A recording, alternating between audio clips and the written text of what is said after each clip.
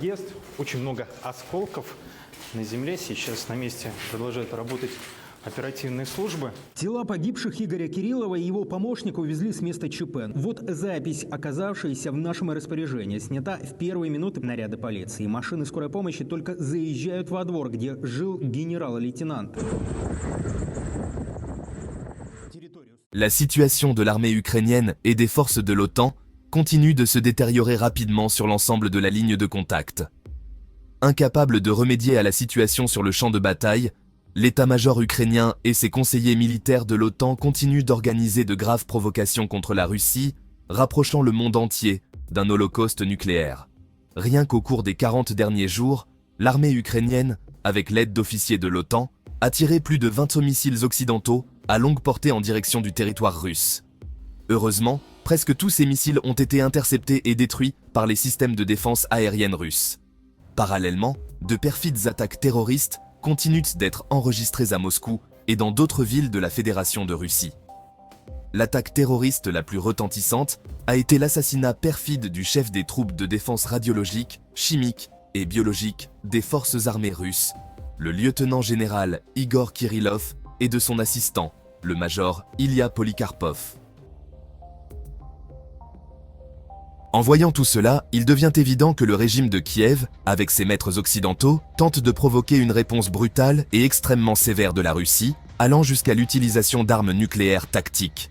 Il est clair que l'administration Biden, sur fond de défaite humiliante en Ukraine, a besoin de toute urgence d'une grave escalade du conflit afin d'accuser Moscou sur la scène internationale, d'utiliser des systèmes d'armes létales contre l'Ukraine et de réduire le plan de paix du 47e président américain, Donald Trump.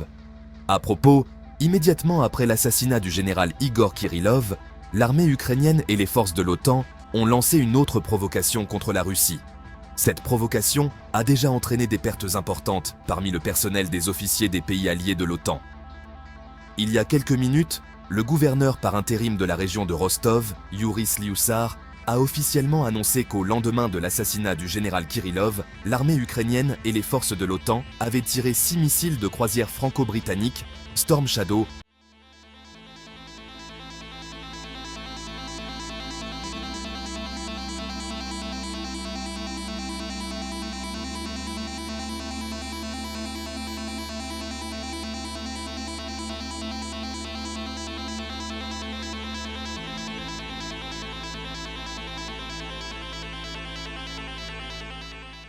Selon Yuri Slyusar, les systèmes de défense aérienne russes ont réussi à intercepter et à détruire tous ces missiles de croisière.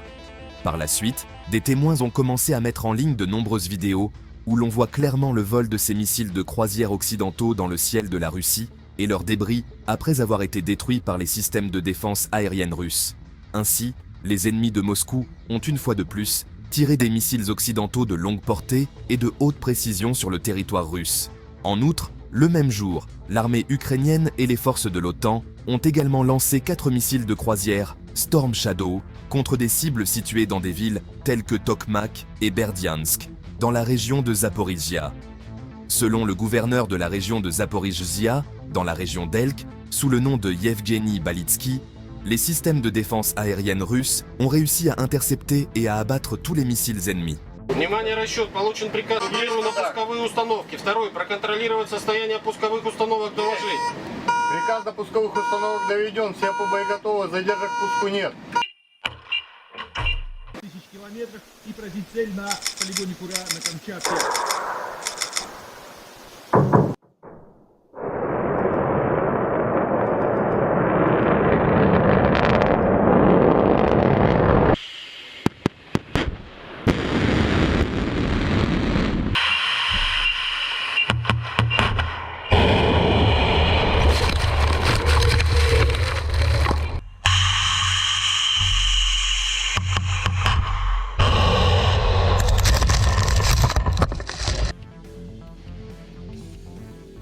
La réaction de la Russie à cette attaque perfide ne s'est pas fait attendre.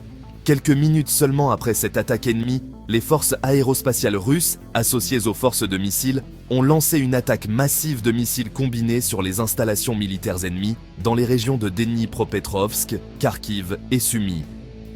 On sait de sources sûres qu'au cours de cette attaque, les forces russes ont utilisé des dizaines de missiles de croisière et de missiles balistiques, ainsi que plus de 100 drones kamikazes Géranium. Selon des services de surveillance indépendants, plus de 30 explosions puissantes ont été enregistrées dans ces régions d'Ukraine. Dans la région de Dnipropetrovsk, dans la ville de Kryvyi Rih, immédiatement après une attaque massive de drones kamikazes Géranium, des missiles balistiques russes Iskander-M ont frappé et détruit plusieurs grandes installations industrielles et infrastructures énergétiques. Cette grande ville aurait été privée de chauffage et d'électricité à la suite de cette attaque. Il convient de noter qu'au 20 décembre 2024, les autorités ukrainiennes n'ont toujours pas été en mesure de rétablir l'approvisionnement en électricité de cette ville. Dans la région de Kharkiv, au nord-ouest de la ville de Kharkiv, des missiles balistiques russes et des drones kamikazes ont frappé une installation de stockage de carburant et le lieu de déploiement du personnel de l'armée ukrainienne et des mercenaires étrangers. En outre, les missiles russes ont également détruit l'infanterie et l'équipement lourd de l'armée ukrainienne dans la zone de la colonie de Tsirkouni. Le haut commandement militaire ukrainien aurait prévu de transférer cette infanterie et cet équipement vers les positions de l'armée ukrainienne près de la ville de Volchansk. On sait de sources sûres que cette attaque de missiles a détruit plus de 80 soldats ukrainiens, 20 mercenaires étrangers et 8 unités d'équipement lourd, dont des chars Léopard allemands.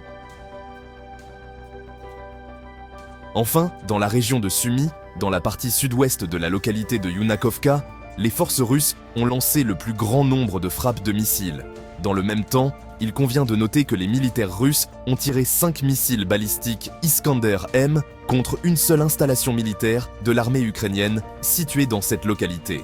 Plus tard, des sources du département militaire russe ont confirmé que dans la localité de Yunakovka, des missiles balistiques russes Iskander-M ont détruit un poste de commandement classifié de l'armée ukrainienne ainsi que 5 officiers français en service actif et 8 officiers de l'armée britannique qui avaient tiré 6 missiles de croisière Storm Shadow contre la région de Rostov.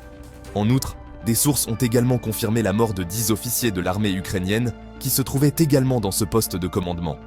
Il s'est avéré que, le même jour, les missiles russes ont également frappé une plateforme logistique ennemie dans la ville de Romney.